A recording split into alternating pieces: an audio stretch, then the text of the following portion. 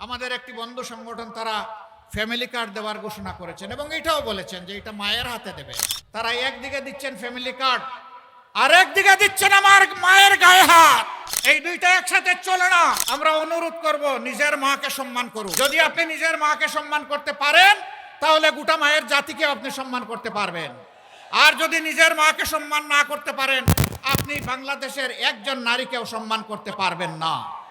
আজকে বিভিন্ন জায়গায় হামলা শুরু হয়েছে, মাথা গরম হয়ে গিয়েছে। মাঘ মাস, আরে ভাই এখন মাথা গরম হলে চৈত্র মাসে কি করবেন? একটু ঠান্ডা রাখেন না। এখন তো আরামদায়ক বাতাস আছে, আবহাওয়া আছে, এই সময় গরম করিয়েন না মাথাটা। জনগণের রায়ের প্রতি আস্থা রাখুন। অতীতে জনগণের রায়কে যারা সম্মান করে নাই তাদের পরিণতি কি হয়েছে তার থেকে আমাদের সকলের শিক্ষা নেওয়া উচিত। হ্যাঁ, জনগণের গায়ে হাত দিতে পারবেন, পিঠে চাবুক মারতে পারবেন, কিন্তু জনগণের হৃদয় এবং কলিজা জয় করতে পারবেন না। হৃদয় কলিজা যদি জয় করতে হয় তাহলে সকলকে তার নিজ নিজ জায়গায় সম্মান দিতে হবে, বিশেষ করে মায়ের জাতিকে। আমাদের কথা ভাই একেবারেই স্পষ্ট, জীবন দিব, আমার মায়ের ইজ্জত দেব না। মায়ের ইজ্জতের জন্য লড়ে যাব। সুতরাং কেউ আর মেহেরবানি করে এই অপকর্ম করবেন না। যারা করেছেন তওবা করেন, সংশ্লিষ্ট ব্যক্তির কাছে মাপ চেয়ে নেন। তিনি চাইলে মাফ করে দিতে পারেন, আল্লাহ আপনাকে মাফ করে দিতে পারেন। কিন্তু সেই কালো হাত আর যদি সামনে বাড়ানোর চেষ্টা করেন, আমরা গালে হাত দিয়ে বসতে পারবো না ভাই। পায়ে পাড়া দিয়ে মুখের উপর ঠুটের উপর ঘুষি মারবেন আর বলবো যে এবার কানটাও ছিঁড়ে নেন, এই কাজ হবে না। বরঞ্চ সমান ওজনের হিসাব নিকাশ আপনাদের দিকে ফিরিয়ে দেওয়া হবে। আমরা কারো পায়ে পাড়া দিয়ে ঝগড়া বাঁধাতে চাই না, কিন্তু কেউ ঝগড়া বাঁধাতে আসলে ছেড়েও দেওয়া হবে না। পারবেন আপনারা? এখন থেকে পাহারাদারের ভূমিকা পালন করবেন। প্রত্যেকটি নরনারীর ভোটের অধিকার আপনারা পাহারা দিবেন। ভোট যার ইচ্ছা যেখানে তাকে দিবে, কিন্তু আমরা ভোটের বাক্স পর্যন্ত ভোটারকে পৌঁছে দিতে চাই।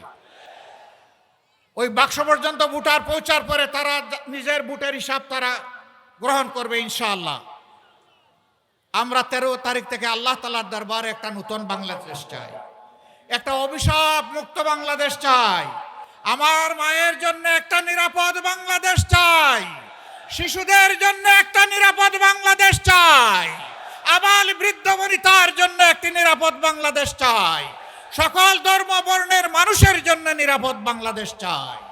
সেই বাংলাদেশ চাইলে এখন থেকে দুটি ভোটের ব্যাপারে কঠিন সিদ্ধান্ত এবং স্পষ্ট সিদ্ধান্ত নিতে হবে। হ্যাঁ ভোট মানেই হচ্ছে আজাদি, না ভোট মানে হচ্ছে গুলামি। এবার আপনারা বলুন, আজাদি না গুলামি? আজাদি না গুলামি? 12 তারিখ ভোট হবে ইনশাআল্লাহ হায়ের পক্ষে। প্রথম ভোট হা, এরপরের ভোটটি হবে ইনসাফের পক্ষে। যারা তাদের চরিত্র হেফাজত করেছে, সংগঠনকে হেফাজত করেছে, তারা দেশকে হেফাজত করবে ইনশাআল্লাহ। আমরা এই দুইটি ভোট, এই দুইটি আমানত প্রত্যেক ব্যক্তির কাছে আমরা হাত পেতে আবেদন জানাই, আপনারা আমাদেরকে দিন। অনেককে পরীক্ষা করেছেন, এই দায়িত্ব একবার আমাদেরকে দিয়ে আমাদেরকেও পরীক্ষা করুন এবং আমাদের সাথে থাকুন। আমরা কথা দিচ্ছি, আমরা আপনাদের সাথে থাকবো ইনশাআল্লাহ। যদি এদেশের সেবা করার সুযোগ পাই, আমরা কথা দিচ্ছি বন্ধ নয়, বন্ধগুলা খুলবো, নতুন করে ইন্ডাস্ট্রি স্থাপন করা হবে এবং আমাদের সন্তানদের হাতে কাজ তুলে দেওয়া হবে। মামা খালুর কোনো হিসাব নিকাশ নেব না। ওই টেলিফোন আমাদের কাছে অচল। আমরা ইনসাফের ভিত্তিতে যার পাওনা তার হাতে তুলে দেব। এমনকি আমরা এটাও দেখব না একজন উপযুক্ত নাগরিক তিনি কোন ধর্মে বিশ্বাসী, এইটাও আমরা দেখব না। আমরা দেখব এই কাজের জন্য তিনি উপযুক্ত ব্যক্তিটি কিনা। অনেকেই আবার ওই সেই পুরাতন ফেসিবাদের এপ্রন গায়ে দিতে চায়। তাদেরকে আমরা বলি, যুব সমাজ জানিয়ে দিয়েছে, আমরা ওই বস্তা পচা পুরানা বন্দোবস্ত চাই না। খুলনাবাসী, সারা দেশের মতো আপনারাও মজলুম ছিলেন। সারা বাংলাদেশের জনগণ প্রত্যক্ষ করেছে ছুপ ছুপ লাশ আর ছুপ ছুপ রক্ত আর খাড়ি খাড়ি লাশ। করোনা তার ব্যতিক্রম ছিল না। তাই ফ্যাসিবাদী শাসন আমলে শুরু থেকে শেষ পর্যন্ত, বরঞ্চ তারও একটু আগে আমি ফিরে যেতে চাই সেই পল্টন মোড়ের 2006 সালের 28 অক্টোবরের নৃশংস লগিবৈঠার হত্যাকাণ্ডে। এখান থেকে শুরু করে 24-এর 5ই আগস্ট পর্যন্ত যাদের আত্মাহুতি, যাদের আত্মত্যাগের বিনিময়ে আজ আমরা বাংলাদেশ পেয়েছি, আমি সেই সমস্ত শহীদানের প্রতি গভীর শ্রদ্ধা নিবেদন করছি। যে সমস্ত ভাই বোনা জুলুম, অত্যাচার, ফ্যাসিবাদের প্রতিবাদ করতে গিয়ে আহত, পঙ্গু হয়েছেন, লড়াই করেছেন, দফায় দফায় মামলা গলায় নিয়ে জেলে গিয়েছেন, এমনকি অনেকের পক্ষে দেশে থাকাও সম্ভব হয়নি, আমি তাদের প্রতি সহানুভূতি এবং শ্রদ্ধা নিবেদন করছি। সম্মানিত ভাই ও বোনেরা, খুলনাকে একসময় বলা হতো শিল্পের রাজধানী। আজকে শিল্প 54 বছরে বিকশিত না হয়ে মুখ থুবড়ে পড়ে আছে। এক এক করে সবগুলা সরকারি ব্যবস্থাপনায় পরিচালিত শিল্প কারখানা বন্ধ হয়ে আছে। দুনিয়ার দেশগুলো শিল্পের দিকে এগিয়ে যাচ্ছে, আর আমরা শিল্পকে একটা একটা করে খুন করছি। আপনাদের স্মরণ থাকার কথা, 2001 থেকে 2006 4 দলীয় জোটের একটা সরকার ছিল। আমাদের সেই সময়ের সম্মানিত আমির শহীদ মৌলানা মতিউর রহমান নিজামী, তিনি এক সময় এসে 15 বছরের মাথায় শিল্পমন্ত্রীর দায়িত্ব পেয়েছিলেন। দায়িত্ব হাতে নিয়ে বলেছিলেন, আল্লাহ আমাকে তৌফিক দিলে আমার মেয়াদকালে নতুন করে আর একটি শিল্প কারখানায় তালা ঝুলাতে আমি দেব না। তিনি বলেছিলেন, আমি আমার যেটুকু যোগ্যতা আছে সবটুকু উজাড় করে বন্ধ, তালাবদ্ধ কারখানাগুলো আমি খুলে দেওয়ার চেষ্টা করব। এবং বাংলাদেশে তিনি তাই শুরু করেছিলেন। তার রেখে যাওয়া অসমাপ্ত কাজ এখন বাংলাদেশ জামাতে ইসলামী সহ 11 দল সম্পন্ন করতে চায়। এই শিল্প কারখানাগুলো বন্ধ হওয়ার কারণে লক্ষ লক্ষ শ্রমিক বেকার হয়ে পড়েছেন। এখানে একজন মানুষ বেকার হয়নি, একজন মানুষ বেকার হওয়ার সাথে সাথে একটা পরিবার বিপদের মুখে পড়ে গিয়েছে। আমরা ইনশাআল্লাহ জনগণের ভালোবাসায়, সমর্থনে, ভোটে, রায়ে, আল্লাহ তাআলার ইচ্ছায় যদি এদেশের সেবা করার সুযোগ পাই, আমরা কথা দিচ্ছি বন্ধ নয়, বন্ধগুলা খুলব, নতুন করে ইন্ডাস্ট্রি স্থাপন করা হবে এবং আমাদের সন্তানদের হাতে কাজ তুলে দেওয়া হবে। ছেলেরা কাজ করবে, মেয়েরা কাজ করবে, স্বস্তির সাথে, নিরাপত্তার সাথে কাজ করবে ইনশাআল্লাহ। আমরা কর্মক্ষেত্রে মামা খালুর কোনো হিসাব নিকাশ নেব না। ওই টেলিফোন আমাদের কাছে অচল। আমরা ইনসাফের ভিত্তিতে যার পাওনা তার হাতে তুলে দেব। এমনকি আমরা এটাও দেখব না একজন উপযুক্ত নাগরিক তিনি কোন ধর্মে বিশ্বাসী, এইটাও আমরা দেখব না। আমরা দেখব এই কাজের জন্য তিনি উপযুক্ত ব্যক্তিটি কিনা। তিনি যদি উপযুক্ত ব্যক্তি হন, তাকে তার যথাস্থানে সম্মানের জায়গায় বসিয়ে দেওয়া হবে। সম্মানিত ভাই ও বোনেরা, 15.5 বছর শুধু আমরা নির্যাতিত হইনি, আরো অনেকেই নির্যাতিত হয়েছেন। তবে এটা সঠিক, আমরা যেভাবে নির্যাতিত হয়েছি সেইভাবে অন্য কেউ নির্যাতিত হননি। কারো অফিস সবগুলো বন্ধ ছিল না পুরোটা সময় জুড়ে। কারো নির্বাচন কমিশনের নিবন্ধন অন্যায়ভাবে বাতিল করা হয়নি। কারো দলীয় প্রতীক কেড়ে নেওয়া হয়নি। কারো নেতাদের ঘর বাড়ি বুলডোজার দিয়ে ভেঙে ফেলা হয়নি। এবং শেষ পর্যন্ত দিশাহারা হয়ে কারো সংগঠনকে নিষিদ্ধ ঘোষণা করা হয়নি। এই সবগুলা ছিল জামাতে ইসলামীর উপর চরম জুলুম। সেই সময় আপনারা আমাদেরকে আশ্রয় দিয়েছেন দেশবাসী, আপনারা আমাদেরকে ভালোবাসা উপহার দিয়েছেন, আপনারা সাহায্যের হাত বাড়িয়ে দিয়েছেন। মায়েরা আমাদের জন্য খাবার সংগ্রহ করেছেন, ভাইয়েরা আমাদের নিরাপত্তার ব্যবস্থা করেছেন। সেই দিন আমাদেরকে আশ্রয় দেওয়ার মানে ছিল নির্ঘাত আপনার সম্পদ, আপনার জীবন এবং আপনার ইজ্জতের পর আপনি আক্রমণকে আহ্বান করে নিচ্ছেন। সরকারের কুপানলে পড়বেন, আপনারা তা পরোয়া করেননি। আমাদেরকে আপনারা আদর করে ভালোবেসে আপনাদের কুলে বুকে আমাদেরকে ঠাঁই করে দিয়েছিলেন। আমরা আপনাদের কাছে বড়ই ঋণী। এ ঋণ পরিশোধ করার কোনো শক্তি আমাদের নেই। মহান আল্লাহ তাআলার দরবারে দোয়া করি, যেভাবে আপনারা আমাদের জন্য নিরাপদ আশ্রয় করে দিয়েছিলেন, আল্লাহ যেন এই দুনিয়া এবং আখিরাতে আপনাদের জন্য সেই নিরাপদ ঠিকানা ঠিক করে দেন। আজ বলতে পারেন আমি এখানে দাঁড়িয়েছি বাংলাদেশ জামাতে ইসলামের পক্ষে কথা বলতে নয়। সেই 15.5 বছর মায়ের বুক থেকে যে সন্তানকে কেড়ে নেওয়া হয়েছে, আমি ওই মায়ের পক্ষে আজকে কথা বলতে দাঁড়িয়েছি। যে বাবার বুক থেকে তার সন্তানকে তুলে নেওয়া হয়েছে, আমি সেই বাবার পক্ষে কথা বলতে দাঁড়িয়েছি। যে বোনটির বুক থেকে তার স্বামীকে উধাও করা হয়েছে, আমার সেই বোনটি, আমার মজলুম বোনটির পক্ষে আমি এখানে দাঁড়িয়েছি। যে কচি সন্তানগুলোকে এতিম করা হয়েছে, আমি সেই এতিম অবুঝদের পক্ষে এখানে দাঁড়িয়েছি। ঘুরে ঘুরে সারা বাংলায় তখন চেষ্টা করেছি সেই মজলুমানের খোঁজখবর নেওয়া। তাদের দুয়ারে গিয়ে হাজির হয়েছি জীবনের রিস্ক নিয়ে। আমি তাদের চোখের কোনায় তরল পদার্থ দেখেছি। সেই তরল পদার্থ চোখের সাধারণ পানি ছিল না। তাদের আপনজন প্রিয়জন হারানো যে মানুষগুলা দুনিয়া থেকে চলে গিয়েছে, তাদের রক্তের ফুঁটা আমি চোখের কোনায় দেখতে পেয়েছিলাম।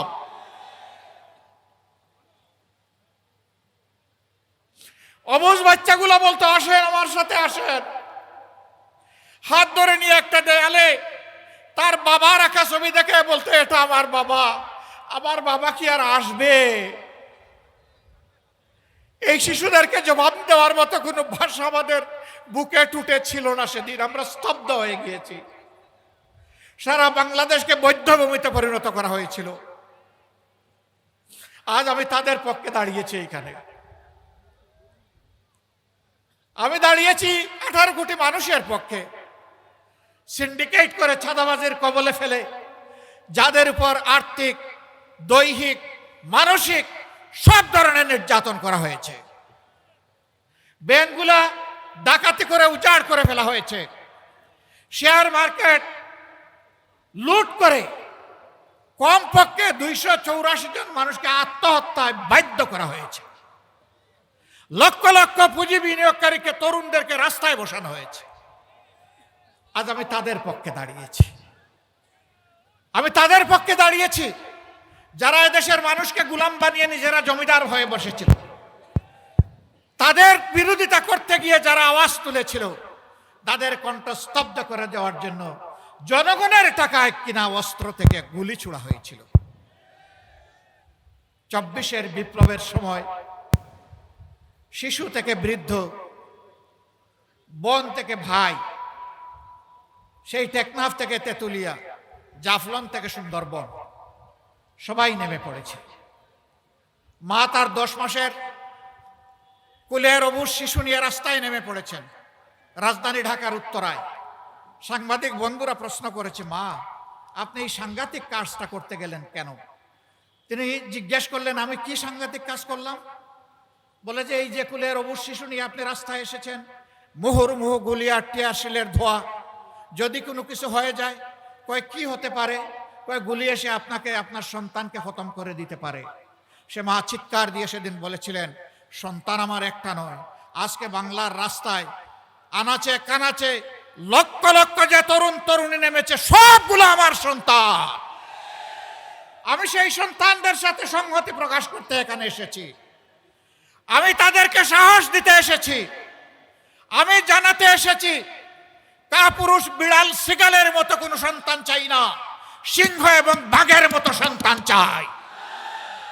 সেই মাকে সেলিউট, মায়ের জাতিকে সেলিউট। সেদিন মায়েরা রাস্তায় নেমে এসেছিলেন বলেই জালিমের অস্ত্র বুতা হয়ে পড়েছিল। সম্মানিত ভাইয়েরা, আমরা কি চাই সেই দুঃশাসনের যুগ আবার ফিরে আসুক? সেই ফেসিবাদ আবার ফিরে আসুক? যদি আমরা না চাই, তাহলে যে দুঃখী মানুষগুলোর কথা বললাম, আজকে তাদের মুখে হাসি ফুটানোর জন্য নতুন লড়াই আমাদেরকে শুরু করতে হবে ইনশাআল্লাহ। এ লড়াই কোনো দল, কোনো গোষ্ঠী, কোনো পরিবারের মুক্তির লড়াই নয়। এ লড়াই 18 কোটি মানুষের মুক্তির লড়াই। জাতি, ধর্ম, বর্ণ নির্বিশেষে সারা বাংলাদেশি জনগণের মুক্তির লড়াই। আমরা চেষ্টা করেছি 5 তারিখ আল্লাহ তাআলার পক্ষ থেকে এই নিয়ামত পাওয়ার সাথে সাথে সেজদায় পড়ে আল্লাহর শুকরিয়া আদায় করতে। আমরা সেদিন দেশবাসীকে আশ্বস্ত করে সাহস দিয়ে বলেছিলাম, জুলুম আমাদের উপর যাই করা হোক না কেন, আমরা ইনশাআল্লাহ এখন শান্ত থাকবো, ধৈর্য ধরব এবং আমরা দেশবাসীর জান, মাল, ইজ্জত, আবরুর পাহারাদারের দায়িত্ব পালন করব। আমরা আমাদের কথা রেখেছি। আমরা বলেছিলাম আমাদের সম্পদ লুণ্ঠন করা হয়েছে, ঘরদুয়ার ভেঙে দেওয়া হয়েছে, চাকরি থেকে তাড়িয়ে দেওয়া হয়েছে, তাই বলে কারো সম্পদের উপর আমরা হাত দিব না, আমরা কোনো চাঁদাবাজি করব না। আমরা আমাদের কথা রেখেছি।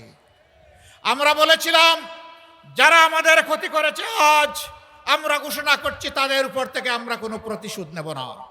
আমরা আমাদের কথা রেখেছি।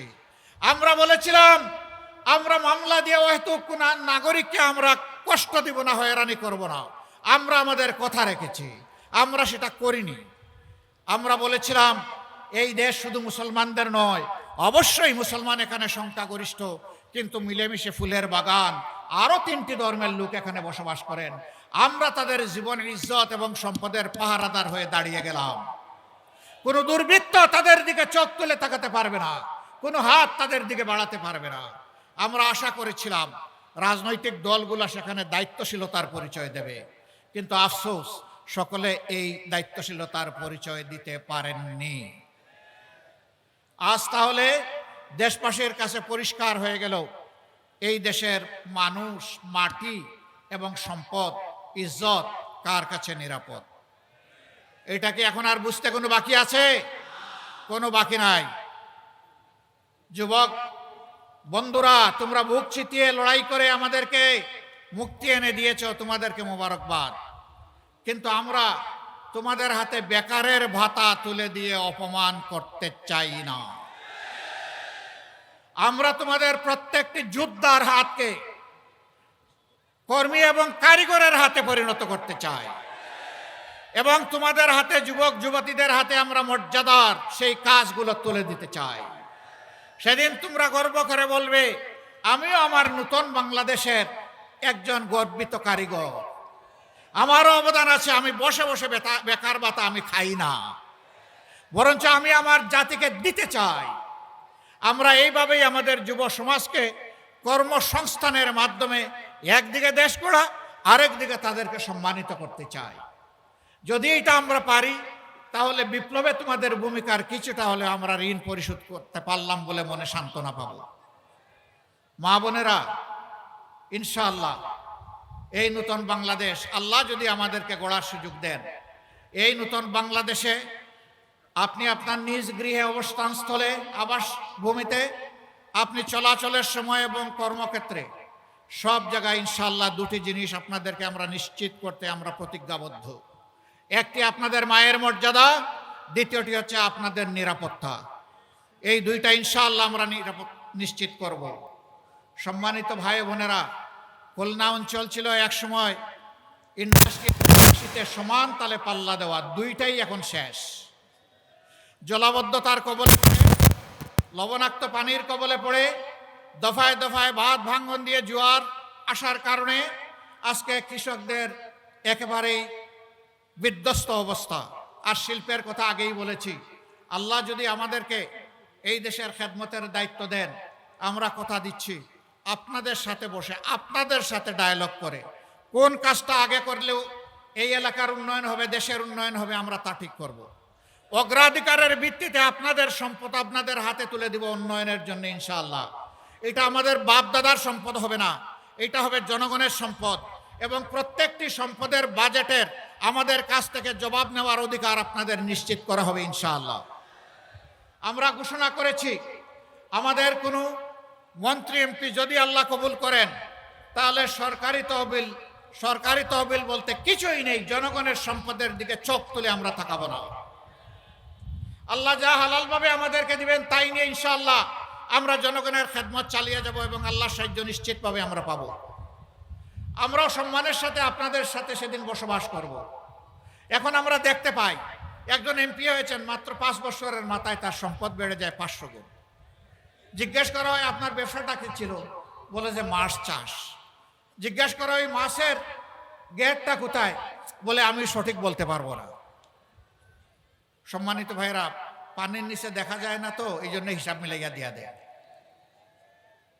আমরা ওই রকম মাছ চাষি হব না। হ্যাঁ, আমাদের মধ্যে কেউ যদি মাছ চাষি হন, তিনি ন্যায্যতার ভিত্তিতে হালালভাবে মাছ চাষ করবেন ইনশাআল্লাহ। জনগণের সম্পদকে ওই পানির নিচে লুকাইয়া রাখবেন না, বেগমপাড়া গড়বেন না, নিজেদের জন্য সিঙ্গাপুর বানাবেন না, বরঞ্চ গোটা বাংলাদেশকেই একটা মর্যাদাশীল রাষ্ট্র হিসাবে একটা শক্ত অর্থনৈতিক ভিত দেওয়ার জন্য আমরা লড়াই চালিয়ে যাব ইনশাআল্লাহ। আমরা জানি এই ব্যবস্থাকে অনেকে পছন্দ করে না, অনেকেই আবার ওই সেই পুরাতন ফেসিবাদের এপ্রন গায়ে দিতে চায়। তাদেরকে আমরা বলি, যুব সমাজ জানিয়ে দিয়েছে, আমরা ওই বস্তা পচা পুরানা বন্দোবস্ত চাই না। পাঁচটি বিশ্ববিদ্যালয়ে তরুণ, সচেতন, শিক্ষিত, সুশিক্ষিত, উচ্চশিক্ষিত যুবক যুবতীরা তাদের রায় দিয়ে বলে দিয়েছে, আমরা এখন ইনসাফের পক্ষে, নূতন বাংলাদেশের পক্ষে, আমরা এখন ঐক্যের পক্ষে, আমরা বিভক্তির পক্ষে নই। আশ্চর্য বিষয়, আমাদের একটি বন্ধু সংগঠন তারা ফ্যামিলি কার্ড দেওয়ার ঘোষণা করেছেন এবং এটাও বলেছেন যে এটা মায়ের হাতে দেবেন। তারা একদিকে দিচ্ছেন ফ্যামিলি কার্ড, আর একদিকে দিচ্ছেন আমার মায়ের গায়ে হাত। এই দুইটা একসাথে চলে না। আমরা অনুরোধ করব, নিজের মাকে সম্মান করুন। যদি আপনি নিজের মাকে সম্মান করতে পারেন, তাহলে গোটা মায়ের জাতিকে আপনি সম্মান করতে পারবেন।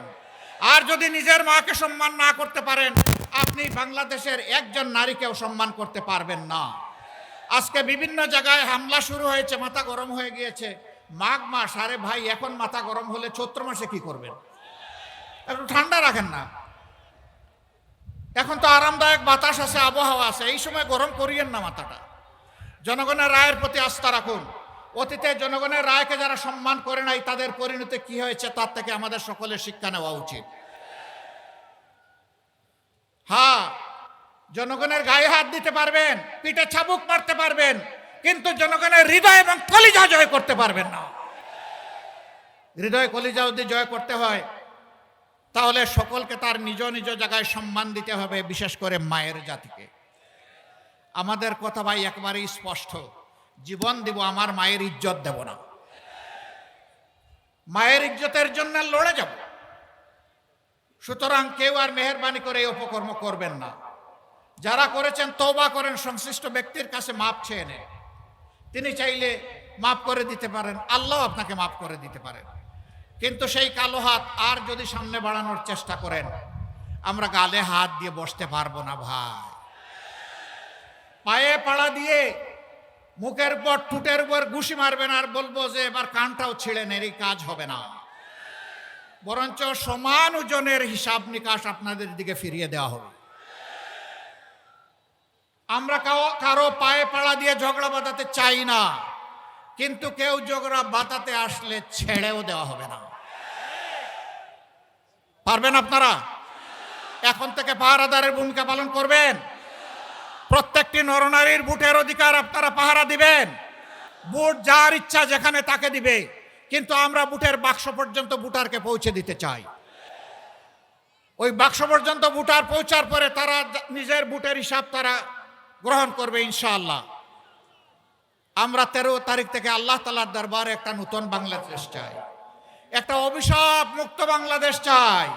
আমার মায়ের জন্য একটা নিরাপদ বাংলাদেশ চাই, শিশুদের জন্য একটা নিরাপদ বাংলাদেশ চাই, আবাল বৃদ্ধ বনিতার জন্য একটি নিরাপদ বাংলাদেশ চাই, সকল ধর্ম বর্ণের মানুষের জন্য নিরাপদ বাংলাদেশ চাই। সেই বাংলাদেশ চাইলে এখন থেকে দুটি ভোটের ব্যাপারে কঠিন সিদ্ধান্ত এবং স্পষ্ট সিদ্ধান্ত নিতে হবে। হ্যাঁ ভোট মানেই হচ্ছে আজাদি, না ভোট মানে হচ্ছে গুলামি। এবার আপনারা বলুন, আজাদি না গুলামি? আজাদি না গুলামি? 12 তারিখ ভোট হবে ইনশাআল্লাহ হায়ের পক্ষে। প্রথম ভোট হা, এরপরের ভোটটি হবে ইনসাফের পক্ষে। যারা তাদের চরিত্র হেফাজত করেছে, সংগঠনকে হেফাজত করেছে, তারা দেশকে হেফাজত করবে ইনশাআল্লাহ। আমরা এই দুইটি ভোট, এই দুইটি আমানত প্রত্যেক ব্যক্তির কাছে আমরা হাত পেতে আবেদন জানাই, আপনারা আমাদেরকে দিন। অনেককে পরীক্ষা করেছেন, এই দায়িত্ব একবার আমাদেরকে দিয়ে আমাদেরকেও পরীক্ষা করুন এবং আমাদের সাথে থাকুন। আমরা কথা দিচ্ছি, আমরা আপনাদের সাথে থাকবো ইনশাআল্লাহ। সম্মানিত ভাইয়েরা, এখন আমি 6 জন প্রার্থীকে আপনাদের সামনে তাদের হাতে 11 দলের প্রতীক তুলে দিচ্ছি। খুলনায় 1 আসন,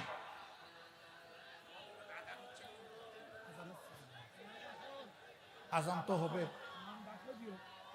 আচ্ছা, আজানটা শেষ হোক, সবাই কেউ যাবেন না, থাকবেন। আমরা 3-4 মিনিটের মধ্যে শেষ করে দেব। আমি ডানপন্থী, আমার ডান দিকে আসতে হবে, আমি বামপন্থী না তো। আর এইদিকে ডান, এইদিকে আসতে হবে।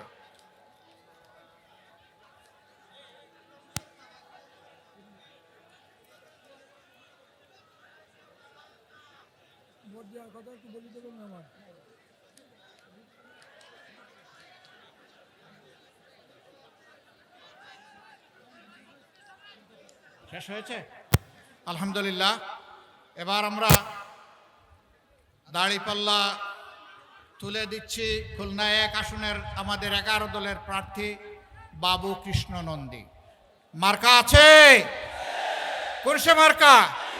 জুড়ে সুরে সারা দেশে খুলনায় 12 তারিখ সারাদিন ইনশাল্লাহ ইনশাল্লাহ।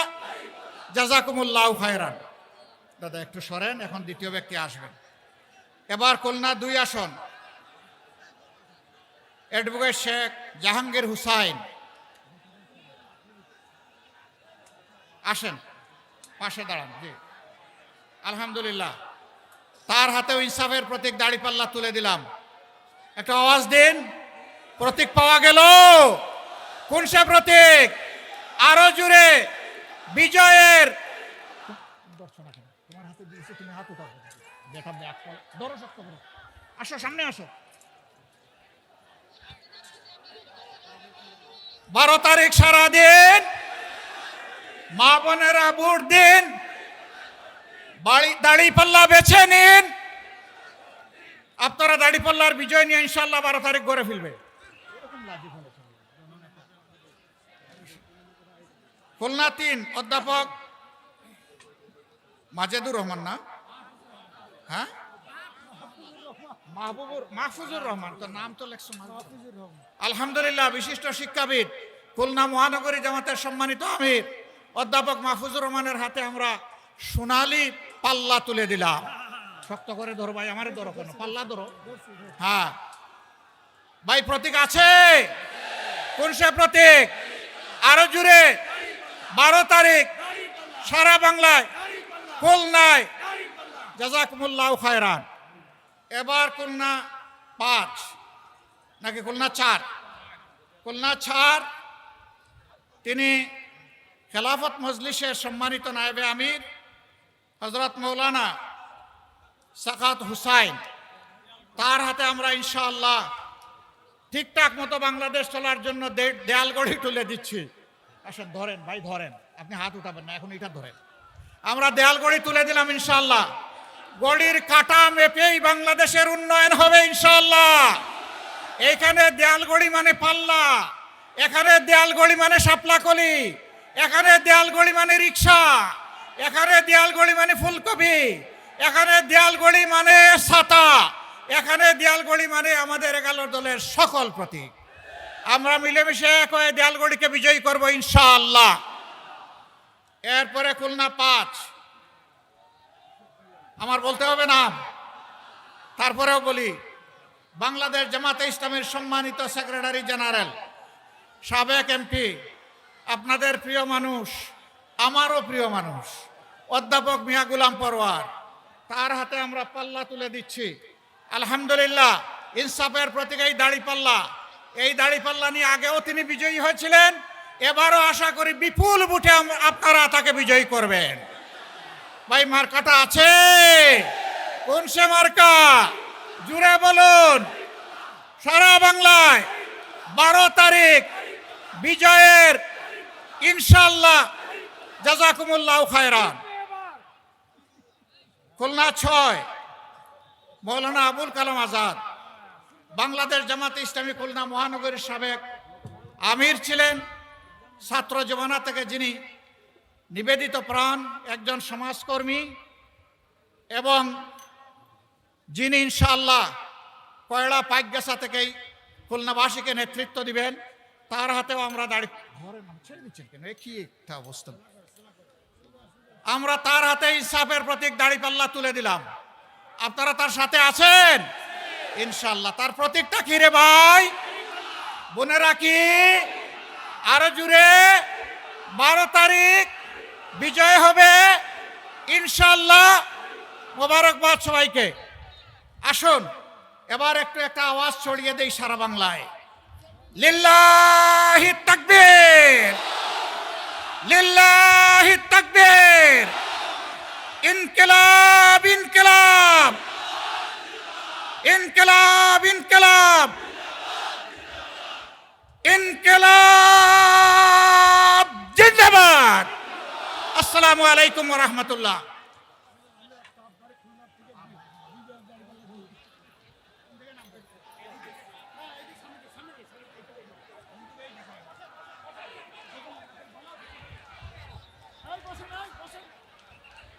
সংগ্রামী তৌহিদ জনতা, সংগ্রামী খুলনাবাসী, আমিরে জামাত এখন বাগেরহাটের উদ্দেশ্যে যাবেন, এই জন্য আপনারা আগে বেরোবেন না। মেহমানদের